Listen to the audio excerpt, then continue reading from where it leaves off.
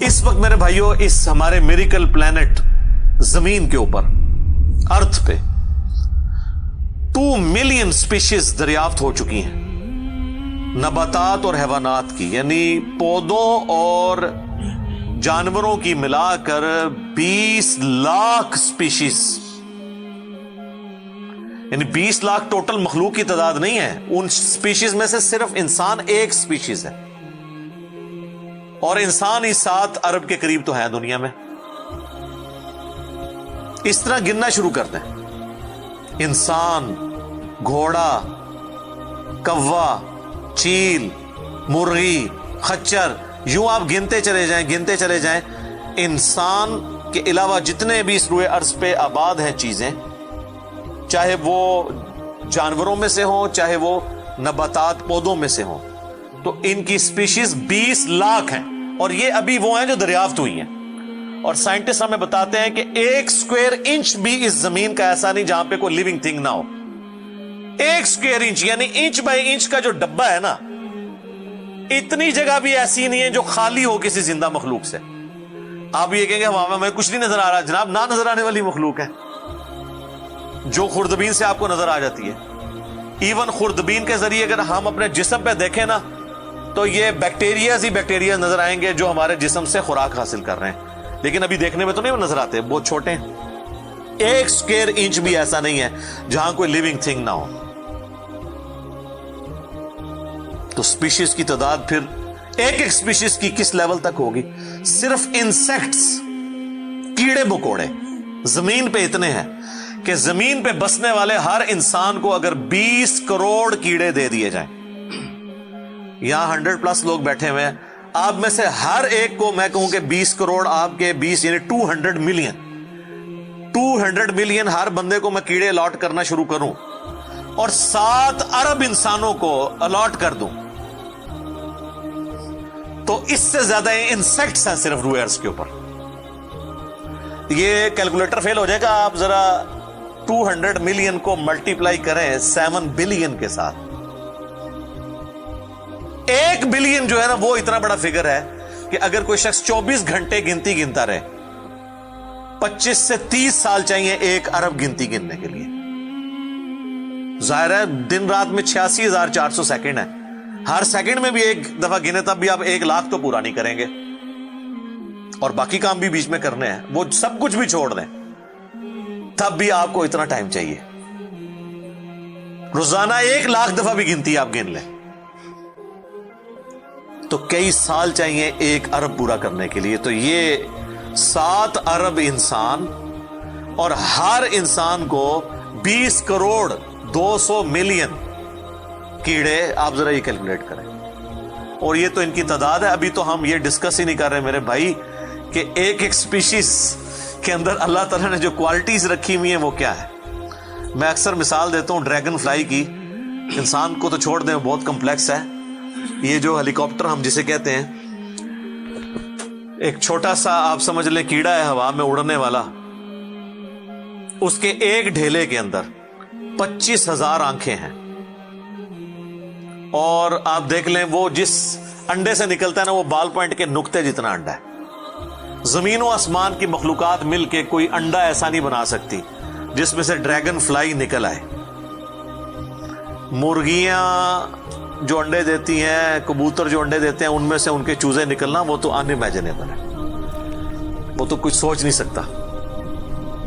जमीन और आसमान की सारी मखलूकात मिलके एक बीज ऐसा नहीं बना सकती जिसको जमीन में बोया जाए और वो 6 अरब गुना बड़ा दरख्त बन जाए। तो जो काम करने से नहीं हो सकता वो खुद ब खुद कैसे हो सकता है? और इस क्रिएशन का क्लाइमैक्स इंसान है। इंसान पे ही बात की जाए ना तो 1 घंटा चाहिए। इंसान को जो अल्लाह ने क्वालिटीज दी हैं जिसका उसे खुद भी नहीं पता।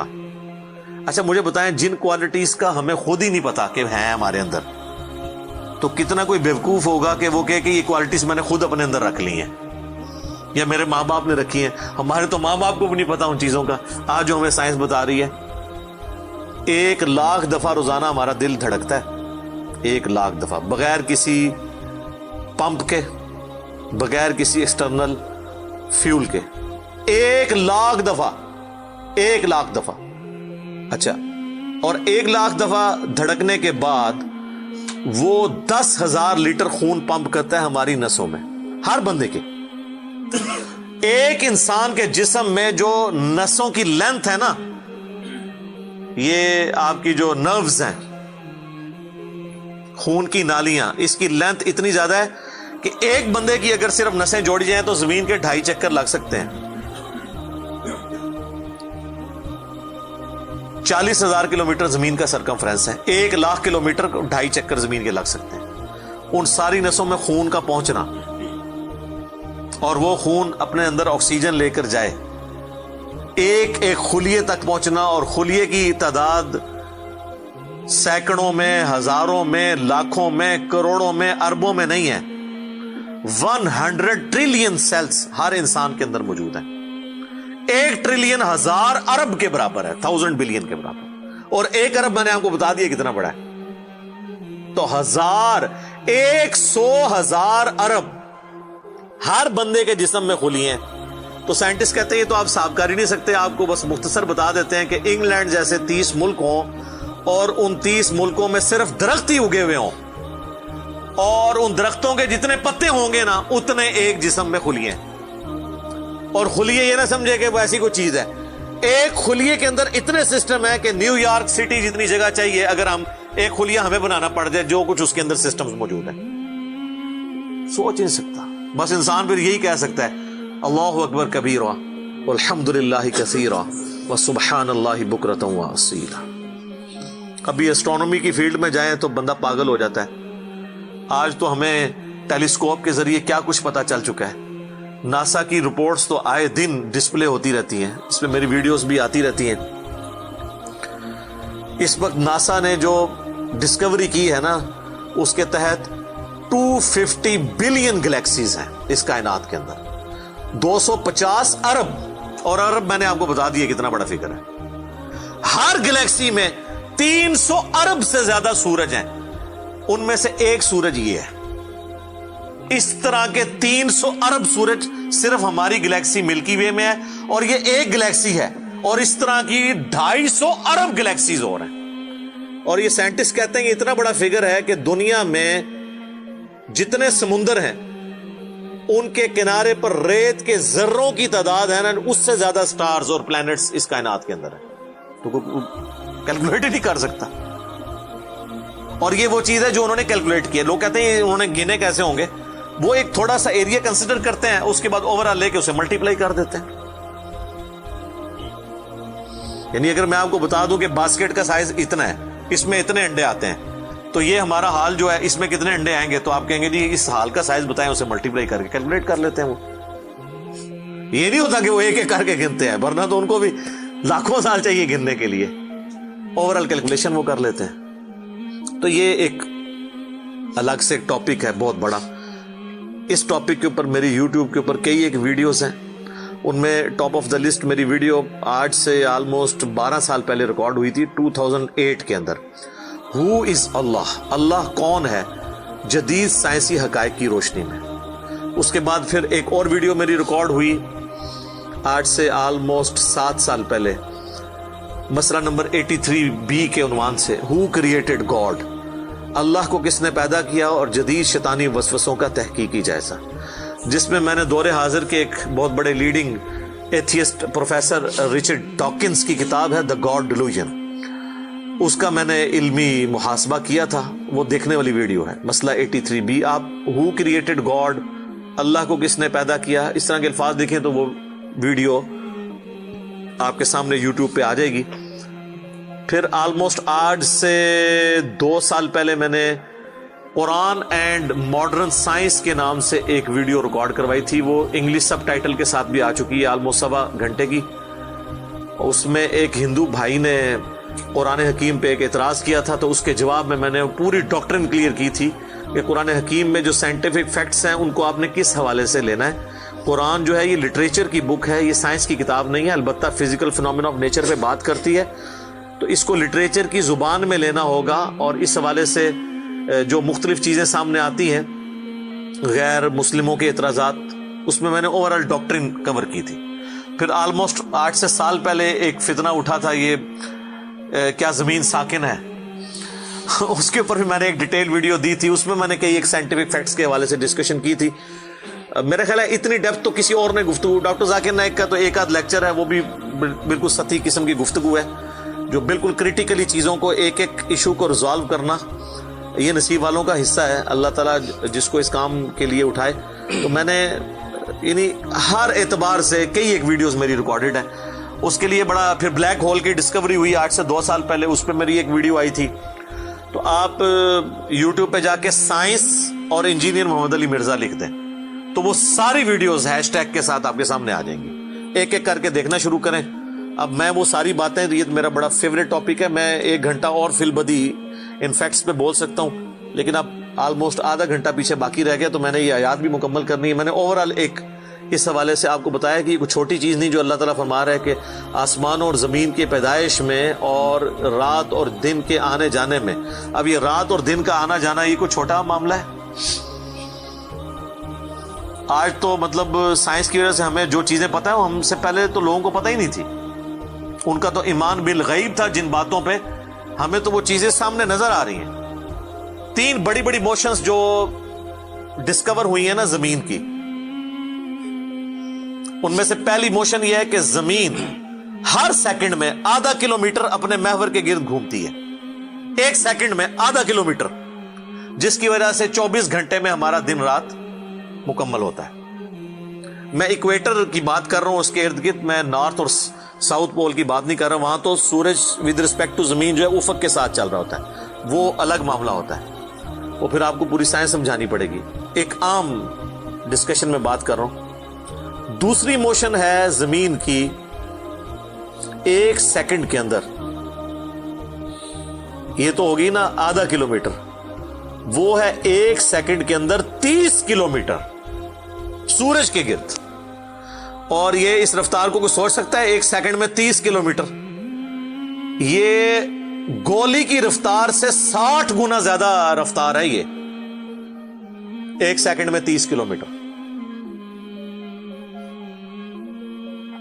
گولی 1 سیکنڈ میں آدھا کلومیٹر طے کر سکتی ہے، اور زمین 1 سیکنڈ کے اندر سورج کے گرد 30 کلومیٹر، جس کی وجہ سے 365 دنوں میں ہمارا سال مکمل ہوتا ہے. اور یہ 2 تو پھر بھی تھوڑا بہت بندہ دماغ میں سوچ سکتا ہے. جو تیسری موشن ہے نا، وہ زمین اور پورا ہمارا یہ سولر سسٹم سمیت ہمارے سورج کے 1 سیکنڈ میں 200 کلومیٹر کی رفتار سے ایک سٹار ویگا ہے اس کی طرف پچھلے 15 ارب سال سے ٹریول کر رہے ہیں. ذرا آپ لینتھ دیکھ لیں. اسی لیے جو کائنات کے فاصلے ہیں وہ لائٹ ایئرز میں ماپے جاتے ہیں. وہاں تو آپ کے سب کچھ فیل ہو جاتا ہے. یعنی روشنی 1 سال میں جتنا فاصلہ طے کرتی ہے نا، اسے کہتے ہیں لائٹ ایئر. اور روشنی جناب گھوڑے کی رفتار سے، بوئنگ کی رفتار سے، میزائل کی رفتار سے نہیں چلتی. روشنی کی رفتار ہے 3 لاکھ کلومیٹر 1 سیکنڈ میں. 1 سیکنڈ میں روشنی زمین کے 7 چکر کاٹ سکتی ہے. 3 لاکھ کلومیٹر یا 1,86,000 میل، کیونکہ زمین کا سرکمفرنس 40,000 کلومیٹر ہے. تو 7 چکر کاٹے زمین کے 1 سیکنڈ میں روشنی، 1 سیکنڈ میں 7 چکر زمین پوری کے کاٹ لے، اور یہ سال تک ٹریول کرتی رہے، تو وہ 1 لائٹ ایئر ہے. تو 1 لائٹ ایئر جو ہے وہ کیلکولیشن کرتے ہوئے کیلکولیٹر فیل ہو جاتا ہے. یہ تو اللہ ہی اللہ ہے. آپ مجھے بتائیں، جس اللہ کا تعارف یہ ہے تو بابے کدھر آ جائے بیچ میں؟ بابوں کو تو یہ جب ہم باتیں بتائیں نا تو وہ ہماری ویڈیوز دیکھ کے بیان بھی نہیں کر سکتے. تو کہتے ہیں جی وہ بابے کہتے ہیں منو غصہ ہے، میں زمین آسمان زمین تے سٹ دیا. نہ تو آسمان دے سائز دا پتا نہ زمین دا، ایویں کہانیاں تو بنانا، پھر پتہ ہی کسی چیز کا نہیں. تو آج جس طرح خدا ابھرا ہے، وہ علامہ وحید الدین خان صاحب ہیں انڈیا کے، 95 ایئرز ان کی ایج ہے آلموسٹ. انہوں نے کتاب لکھی ہے دا گاڈ ارائزز، خدا ابھرتا ہے. خدا جس طرح ابھرا ہے نا جی اس لیٹسٹ ورلڈ کے اندر سائنٹیفک فینومینا کی ڈسکوری کے بعد، ابھی تو آپ سٹرکچر آف جین کے اوپر ڈسکشن کرنا شروع کریں یہ جینز کیا بلا ہیں اور انسان اور نباتات اور حیوانات کی ریپروڈکشن کا کیا سلسلہ ہے، یہ تو انبلیویبل ڈیٹا ہے، کوئی انسان سوچ بھی نہیں سکتا. اور یہ اتنا مینیجیبل ہے کہ سائنٹسٹ ہمیں کہتے ہیں کہ یہ ساری کی ساری چیزیں اتنی فائن ٹیون ہے کہ اگر ایک بال پوائنٹ اپنی نوک پہ کھڑا کیا جائے تو کھڑے نہیں ہو سکتا، کتنا بیلنس آپ مرضی کر لیں. 1 ارب سال تک اگر وہ اپنی نوک پہ کھڑا رہے، اس سے زیادہ بیلنس اس کائنات کے اندر ہے، اور وہ ذرا سا بھی ڈسٹرب ہو جائے تو یہ کائنات تباہ ہو جائے. یہ تو بہت کچھ اس میں بیان کیا جا سکتا ہے لیکن میں اس کو سکپ کرتا ہوں.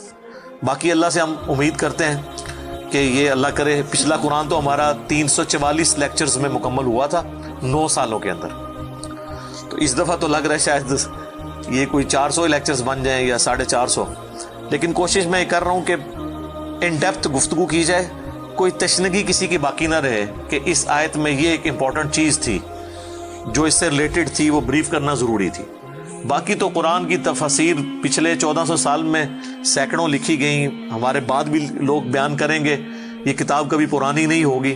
ہر آنے والا دور قرآن حکیم کی نئی نئی چیزیں لوگوں کے سامنے آشکار کر رہا ہے. یہ تو ایک نہ ختم ہونے والا معاملہ ہے. یہ اللہ کی کتاب ہے، کوئی انسان کی لکھی ہوئی کتاب نہیں ہے. اور یہ یاد رکھیے گا، الہامی کتابیں کبھی پرانی نہیں ہوتی کیونکہ یہ ہیومن انسٹنکٹ سے ڈیل کرتی ہیں.